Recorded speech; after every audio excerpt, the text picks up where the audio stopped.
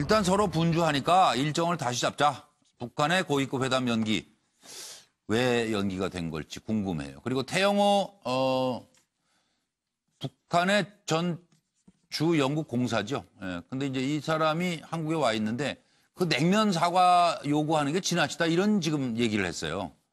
냉면이 목구멍으로 넘어갑니까? 이거는 그냥 별 얘기가 아니라는 거예요. 북한 사람들 보기에는. 그래서 이것도 한번 짚어보겠습니다. 북한 서로 일정 분주하니 연기하자. 그리고 서두를 것 없다는 트럼프. 그래서 일단 연기가 된 것 같죠. 고위급 회담 연기. 핵 리스트 접점 찾기인가.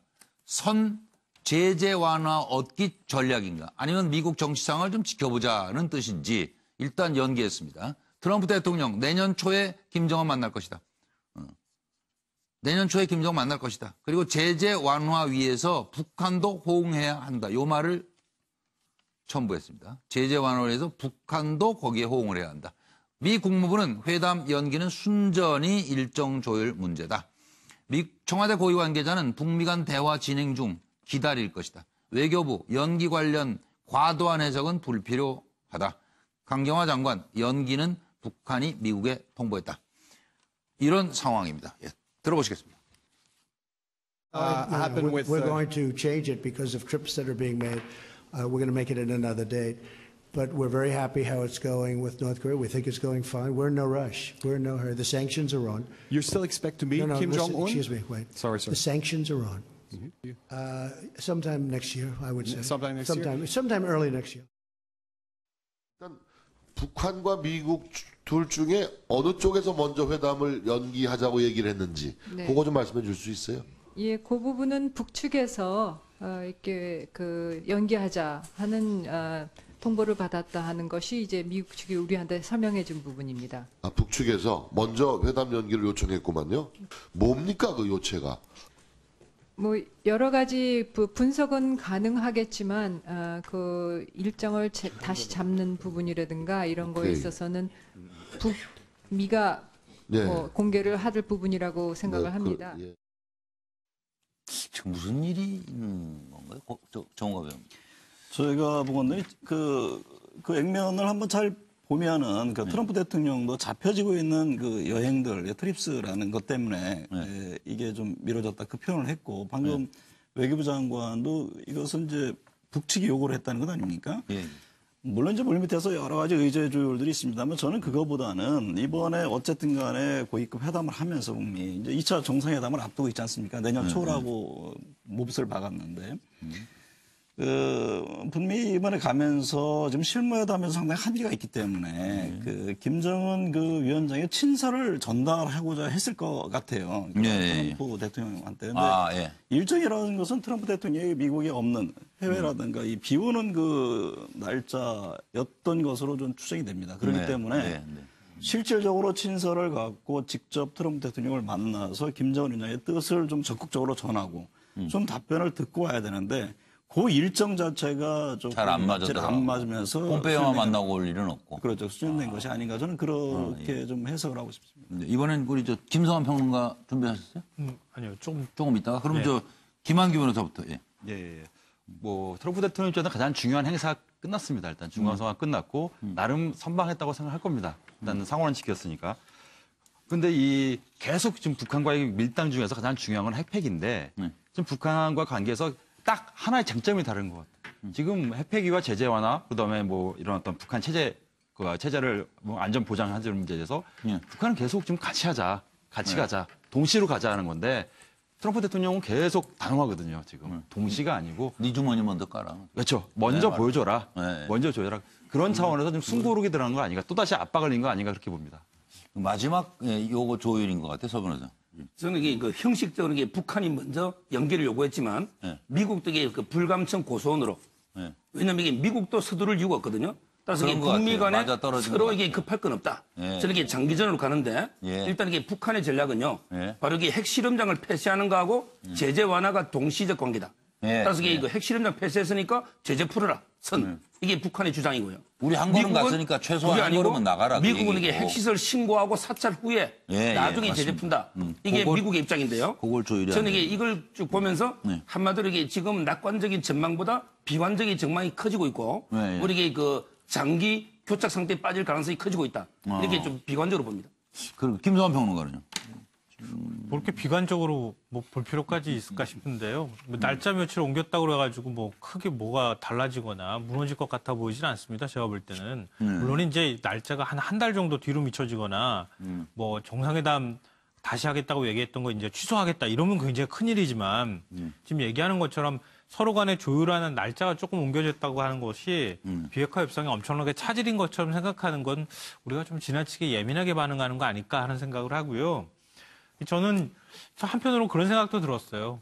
그러니까 중간선거 직전에 트럼프 대통령이 갑자기 시진핑 중국 주석하고 국가 주석하고 통화해서 네, 우리 뭐 미중 뭐 합의문 작성하라고 시켰다. 무역전쟁 끝내자. 네. 근데 또 오늘 갑자기 반덤핑 관세 부과했어요. 상무부에서. 없어요. 그리고 이것도 역시 마찬가지로 선거 전에 8일 만나겠다고 얘기했다가 지금 날짜 옮긴 거거든요.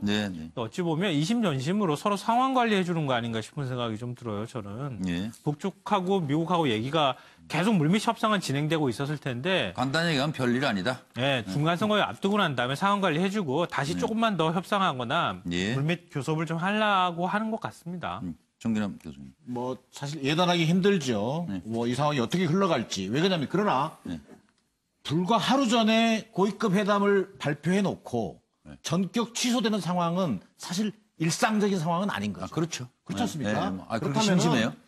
여전히 지금 북한의 미국의 핵사찰 검증 요구와 북한의 제재 완화 요구가 아직 크게 거리를 지금 못 좁히고 있다. 시각차가 여전하다. 근데 지금 중요한 것은 시간 게임을 해야 된다.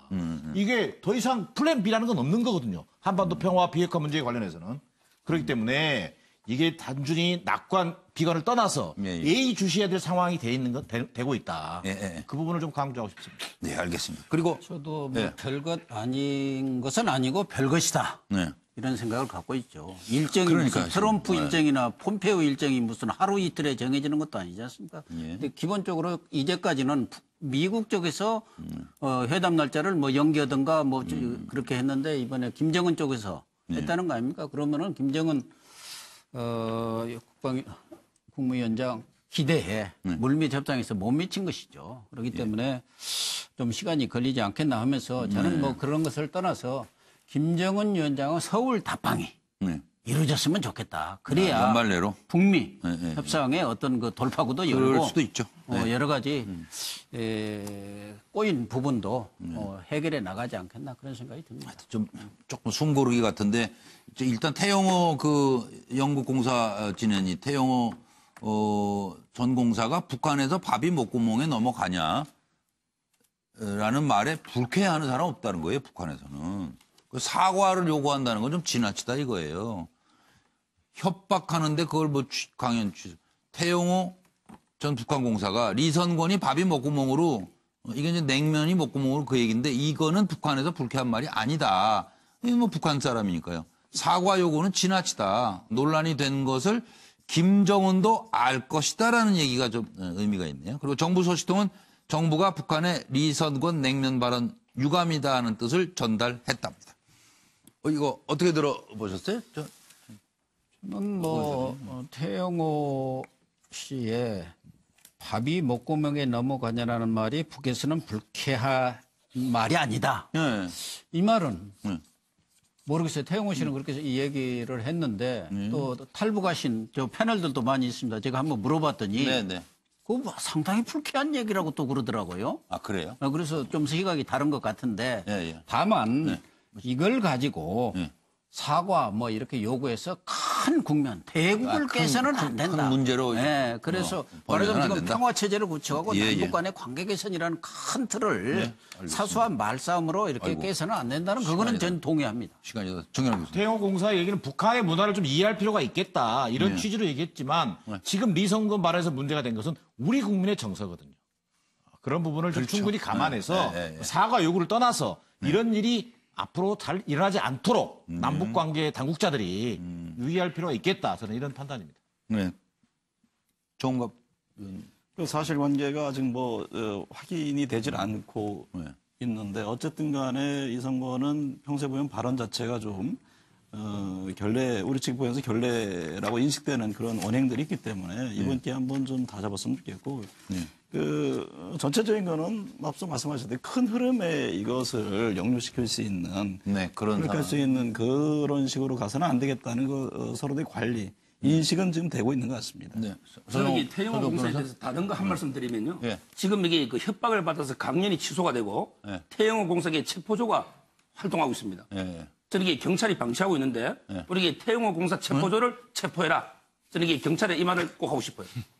체포조 그 얘기는 아직 확인된 건 아니니까요. 글을 올리고 있습니다. 강연이 취소됐고. 그러니까 그 부분은 좀 확인이 필요한 사항이라고 보고. 태영호 공사가 저런 걸 얘기할 거면 좀 빨리 글 올리시지. 그런 생각이 들어요. 어쨌든 간에 거기서 기분이 나빴던 어쨌든 현장 해결을 좀 했었으면 하는 생각도 듭니다. 시간이 벌써 다 됐어요. 6분 수고 많으셨습니다. 고맙습니다. 김주아 앵커가 이제 MBN 뉴스 8 진행해드리겠습니다. 안녕히 계십시오.